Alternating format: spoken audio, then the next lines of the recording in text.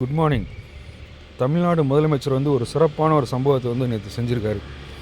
அது என்னென்னு பார்த்தீங்கன்னா, அம்மையார் ஜெயலலிதா அவர்கள் 2003ஆம் ஆண்டு நிறுத்தப்பட்ட ஓய்வூதிய திட்டம், அதை வந்து இப்போ வந்து 20 ஆண்டுகளுக்கு பிறகு முதலமைச்சர் வந்து செயல்படுத்திக்கார், நேற்று அறிவிச்சிருக்கிறார். இதுபடி பார்த்தீங்க அப்படின்னா, அரசு ஊழியர்களுக்கு வந்து மிகப்பெரிய அளவில் பெனிஃபிட்ஸ் கிடைக்கும். 10 ஆண்டுகள் பணியில் இருந்தாலே அவங்களுக்கு வந்து ஓய்வூதியம் வழங்கப்படும். விஆர்எஸ் கொடுத்திருந்தாலும் ஓய்வூதியம் வழங்கப்படும். அப்புறம் கடைசி மாத சம்பளத்திலேருந்து 50% ஓய்வூதியம் வழங்கப்படும். அப்புறம் ஓய்வு பெற்று வருஷத்தில் 6 மாதத்துக்கு ஒரு தடவை வந்து அகவிலை பதிவுகள் வந்து பணியில் இருக்க அரசு ஊழியர்களுக்கு இணையாக வழங்கப்படும். அப்படி பல்வேறு திட்டங்களை வந்து முதலமைச்சர் வந்து அறிவிச்சிருக்கிறார். இதனால் ஓய்வு பெற்றவர்களும் சரி, பணியில் இருந்து புதுசாக சேர்றவங்களும் சரி, பென்ஷன் வந்து கண்டிப்பாக கிடைக்கும் அப்படிங்கிற ஒரு நிலைமையை தமிழ்நாடு முதலமைச்சர் முத்துவேல் கருணாநிதி ஸ்டாலின் வந்து உருவாக்கியிருக்கிறார்.